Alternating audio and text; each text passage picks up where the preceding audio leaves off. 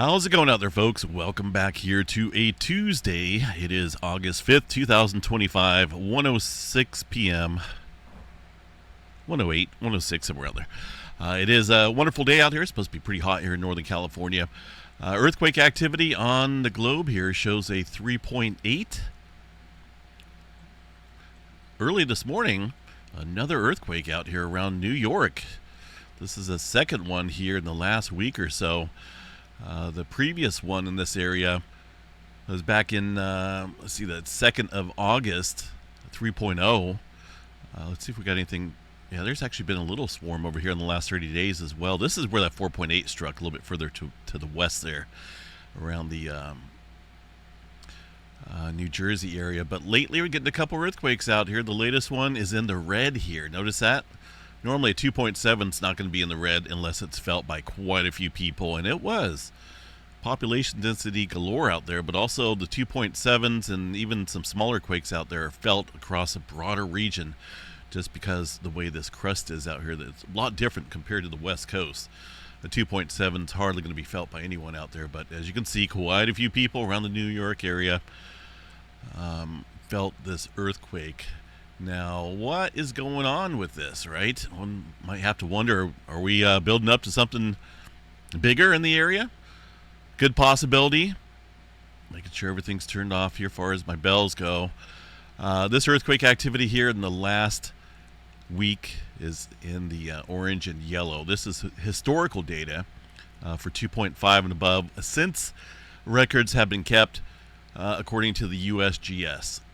Now, right around the New York area, this region can get some larger earthquake activity, and that's bad news because a lot of this area was built up on trash and sediment and loose type of stuff here, and it's not good for the ground shaking, right? That can cause a lot more damage when you're on that type of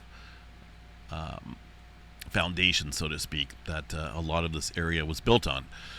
So 5.1 back in 1737. There's a lot going on with the North American plate right now with that big 8.8 there off the coast of Russia. Everything's shuffling around. 300 years ago, just about. Close. Maybe not quite there, but a lot of time has passed since a big earthquake out here, and it's possible we could be looking at this coming up here in terms of this type of magnitude or maybe even larger. This is just the guesstimate there. When that struck back in 1737. A lot of time has passed. So much has been built up out here. And that type of quake today would be quite damaging. Back in 1783, another 5.1 in this area, just to the northwest as well. So this is, according to the USGS, a hazard zone in terms of earthquake activity. Who would have thought, right? New York? Most people think California. It's never going to happen out here, right? New York? Well, history. History is very important. And just looking at here, where's our 4.8? Let's see here. That was last year over here to the west, kind of outside of the zone, right? But regionally, this area is quite active. That 4.8 stirred up a whole bunch of swarming here last year. It looks like around April 2024, specifically in this zone, excluding the area of New Jersey there. From that 4.8, we've seen it looks like our last earthquake here in this region previous to the last week's was a 2.6 there in 2001. So it's a little rare, I would say, to see earthquake activity out here. There was some threes back in the 70s, but it's just a friendly reminder, I think, that we could see some larger activity. There's been like I say, a number of large quakes here historically. 5 range, directly underneath New York, even offshore here. There was a 5.3 back in 1884. The importance of this here is that so much time has passed, and we're living in that future time where we could see a recurrence of these type of events, or maybe even something stronger out here. Look at this earthquake way up north here in the New Hampshire area, outside of Concord.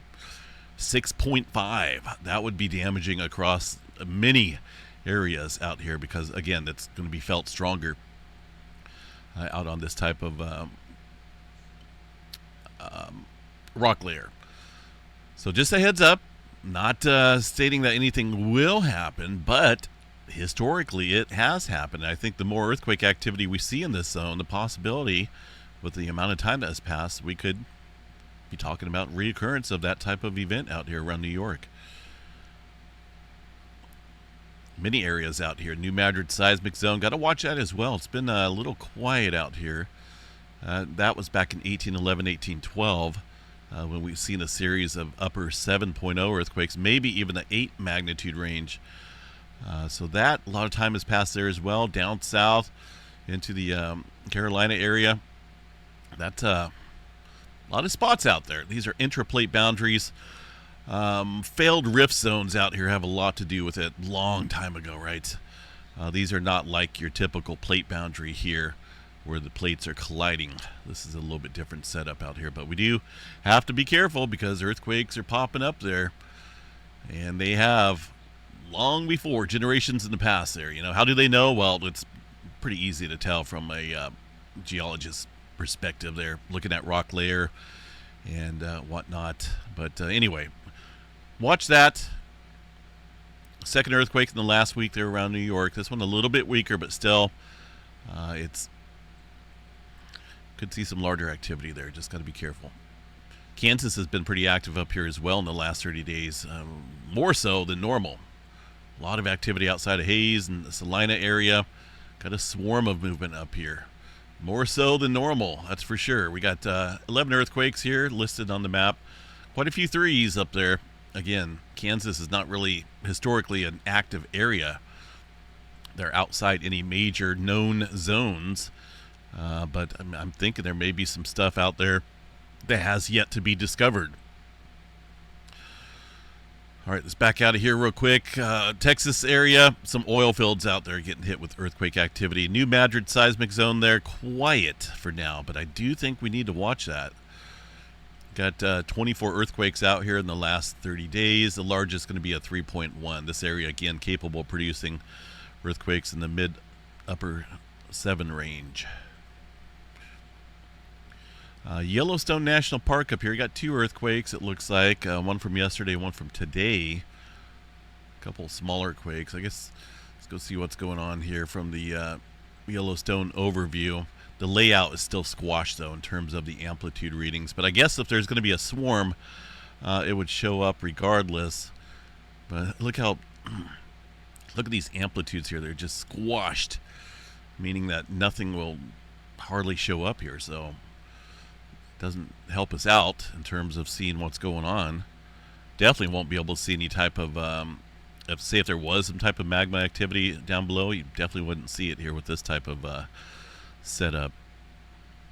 But let me go over here to the USGS map, the volcano hazards, and check specifically their seismograph stations instead of the University of Utah, where these guys get their data from.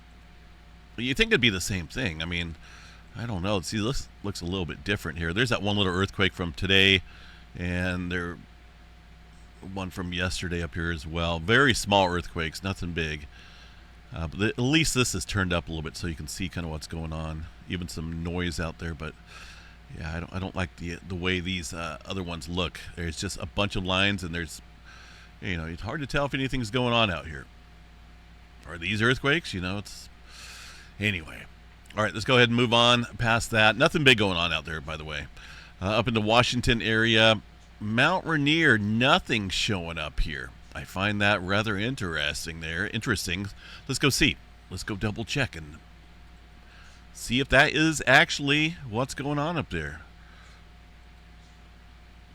Well, I mean, we could have gone to this one, or we could go to another site here, but we'll use this one, the USGS, and see if there's anything of interest out here. This one is pretty well squashed as well.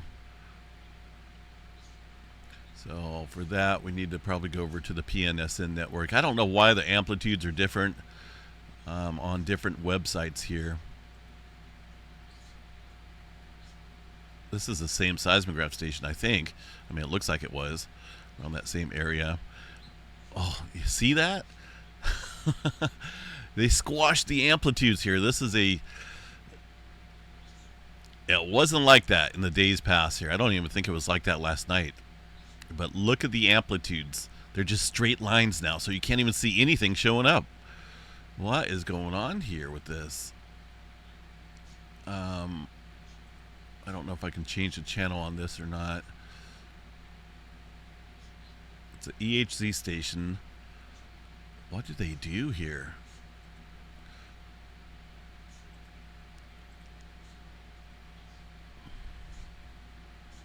Is this one even working? Okay, this one's working. This is what it used to look like. The amplitudes are still... this will probably be the next station that gets turned down. There is some earthquake activity still showing up out there, and I've been pointing it out on the other seismograph station because it's a little bit closer to the swarm. But we do have a number of earthquakes here. Those are the little ones on the map. There's a definite earthquake right there, these well-defined spikes. So I'm not understanding why the adjustment for no reason. Why squash the data? It's really odd. But earthquake activity, as you can see, there's been a number of them. And this is today's date at just after 1:20 or so, this West Coast time, 1300. So this is what's going on. There's still a lot of earthquake activity out there.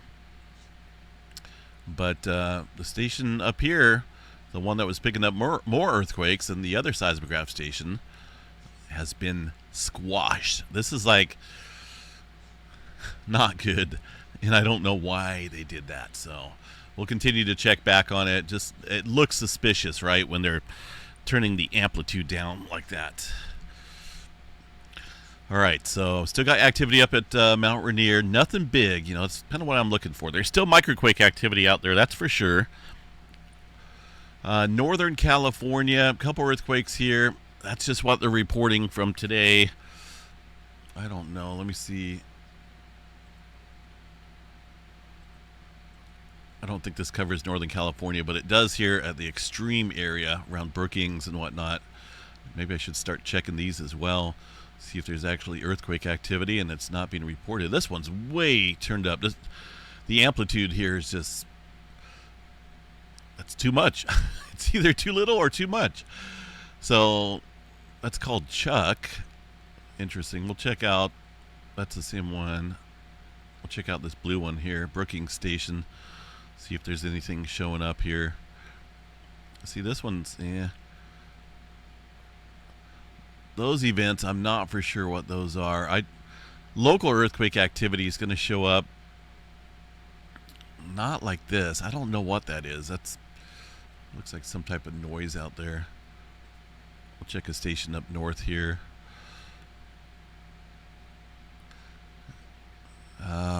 Yeah, that's not an earthquake. This is some type of adjustment here. It's hard to tell what's going on with these stations, but don't want to spend too much time on that. Not a whole lot going on, supposedly there across Northern California. Obviously, that would show up here on the graphs as well. There's still earthquake activity showing up in Russia. Quite a bit of aftershock activity. We'll get to that here in a second. Rest of Northern California, pretty quiet. There's not a whole lot going on, at least here on the map. The Bay Area, a little bit more activity here today. Looks like we got some on the Calaveras fault zone. A lot of these from yesterday as well, so it does look like they've added... well, let me bring this back up. It'd help if I do that. 1.8 shows the latest down here along the creeping section of the San Andreas Fault. But there's definitely a lot of earthquake activity out here today. Nothing big. All these are in the 1 range. Parkfield segment of the San Andreas Fault still holding out here, but I don't know how much longer. It's should be coming up here for a 6-pointer earthquake. It's got regular occurrence intervals of about 20 to 22 years. And our last one was back in 2004. It comes to a halt right there at the Parkfield. Well, looks like there's a little cluster going on the creeping segment. But when this moves, normally we just want to be on guard out here because it's indicating that the plate here is shuffling around, moving around a little bit. Southern California, extreme Southern California, a number of earthquakes there from yesterday down here. Right along the Brawley seismic zone here and the Imperial Fault, right in between that little area.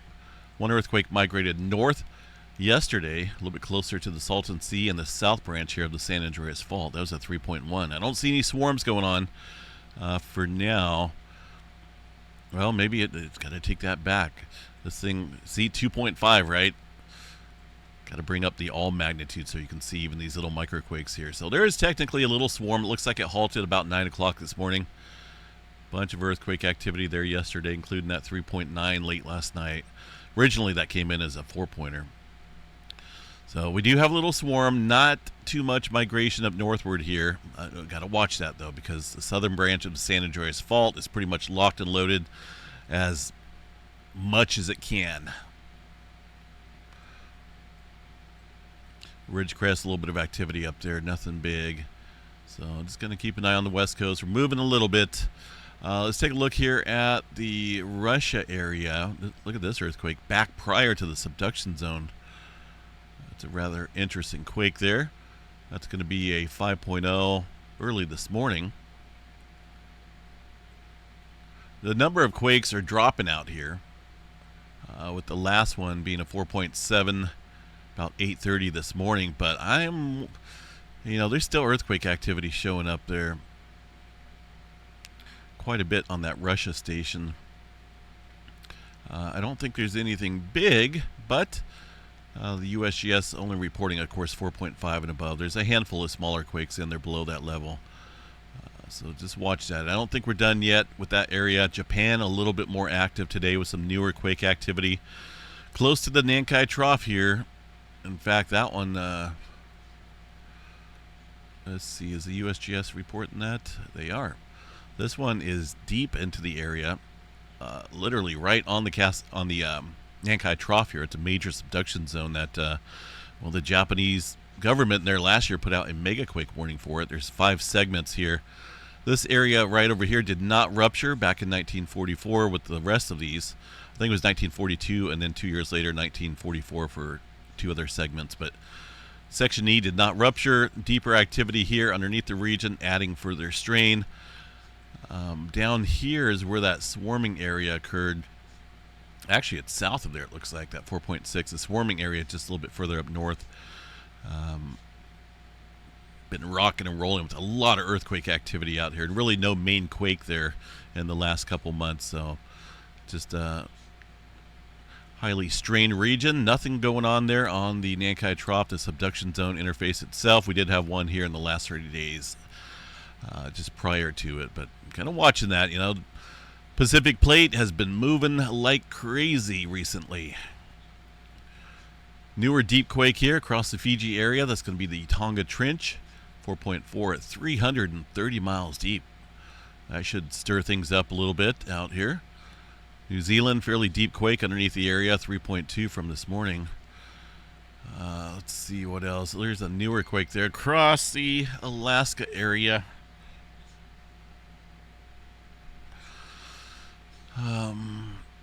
Right along the subduction zone. Nothing big going on there, but let's see. Is Hawaii up yet? Did we have our eruption? A little swarm going on out there, it looks like, underneath the area. So let's go check out Kilauea Volcano real quick, see what we have. I know last night it was getting super close. Lava is within 15 to 30 feet of the top of the vent. Let's see what the deformation data looks like. No, we're not in a full-scale eruption yet. A little odd, though. There's a little adjustment going on here. There's the 8.8 signature. It vibrated the Pacific Plate like crazy.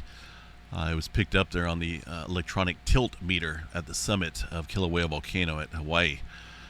But it does look like there's been a little bit of deflation and then further inflation going on. So we'll watch that. I mean, it's acting a little different compared to the last 29 episodes. Let's see what we got up there at the summit area. A little bit of volcanic gases there. That's very normal. So I guess we'll have to watch and see what happens here. Getting close, I feel.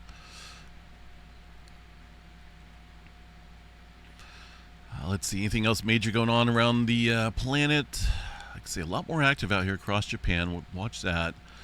5.1 way up north. Nothing unusual. Some older activity. Down south here, Mediterranean, not a whole lot going on, just some small quake activity. The Atlantic Ocean, pretty quiet right now. Whoa, Puerto Rico area. Look at that super deep quake activity here. That's a pretty big uptick going on there across that subduction zone. There's a couple different subduction zones here. You got the Mariottos Trough that Puerto Rico sits on. Then you got this Puerto Rico Trench here, kind of squeezing the area, lifting this land up.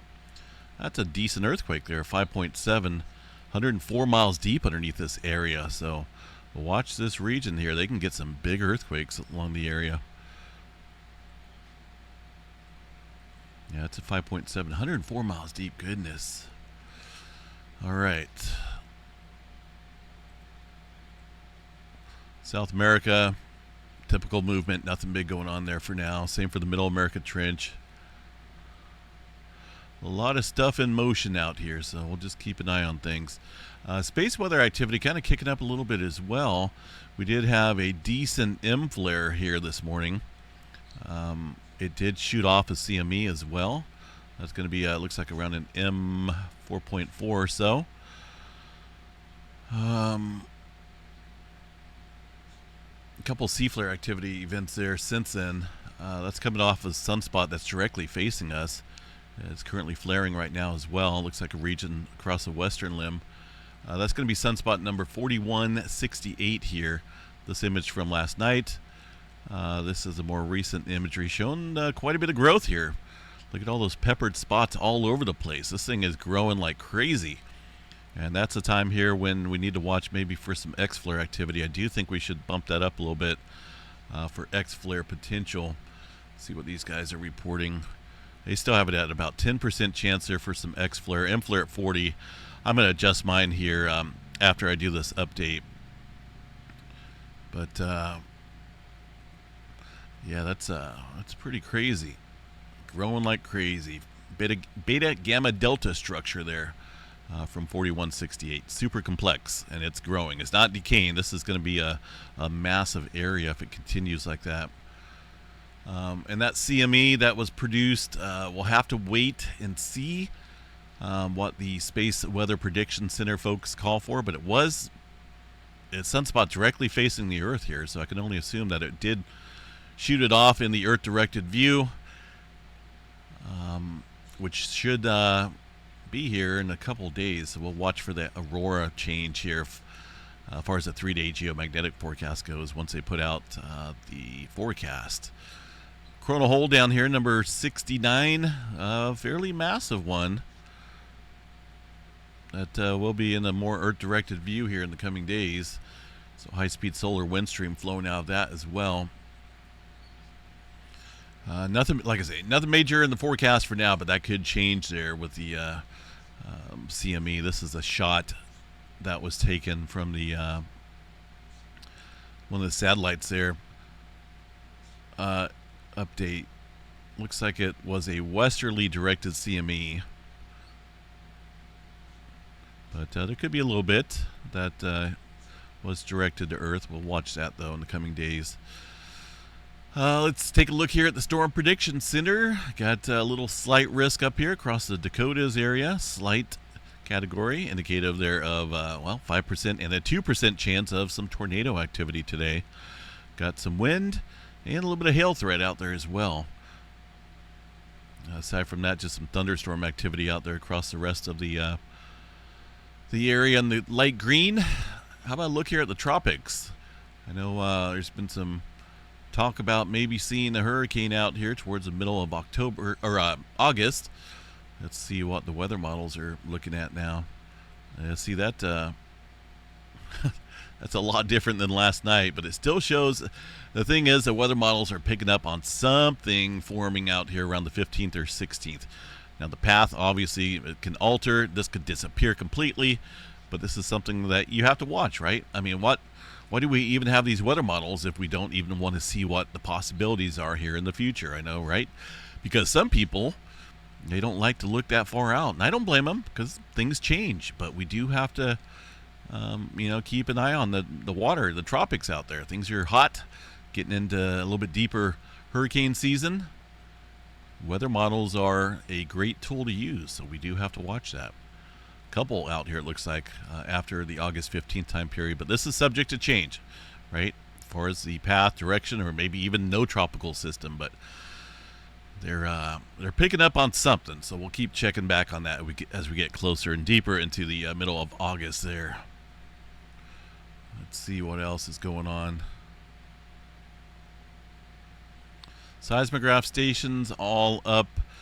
Like I said, the stream went down here because somehow my battery generator triggered itself. It went off, shut down everything, so including the internet, which of course adjusts, the live stream went down. But I got to figure that out. It happens periodically, and it's just really weird. Seems like when earthquake activity really starts to ramp up, things happen here on this end. Suspiciously. I've seen it myself before. I don't want to give away what I've done to prevent it, because then that whoever, I don't know, maybe somebody might be listening in that may not want me out here. But anyway, we'll just keep going. We'll put it back up if it goes down again. That's what I've been doing here for a number of years. All right, I am going to call it, folks. Have a good one. Keep an eye there on the North American plate. Got a lot of movement happening, all pretty much everywhere across this region. Things are starting to light up more so than normal out there across the East Coast. Just remember, this area has seen some large earthquake activity. New York area specifically has seen some low-grade 5s, something like that today, and then even a 5.1 directly underneath this area. Just not good. There's could definitely be a possibility that we may see something similar to that, since so much time has passed out here. And then more so when the North American plate is on the move, right? Things really tend to get the ball rolling out here when we see those big earthquakes. A lot of adjustment going on. So just be on guard, be prepared. West Coast as well. Not a whole lot going on out here, but a little bit of adjustment. There's actually quite a bit of microquake activity out here. Just in Southern California here alone, we got 97 earthquakes. Nothing big, and only a handful there above 2.5, but it just goes to show you they're starting to move out here. A lot of microquake activity. This is just in the last 24 hours. All right, have a good one, folks. I'm out of here. We'll see you guys back out here for the Tuesday night update. Live stream is back up and running. Hopefully it stays up. Have a good one.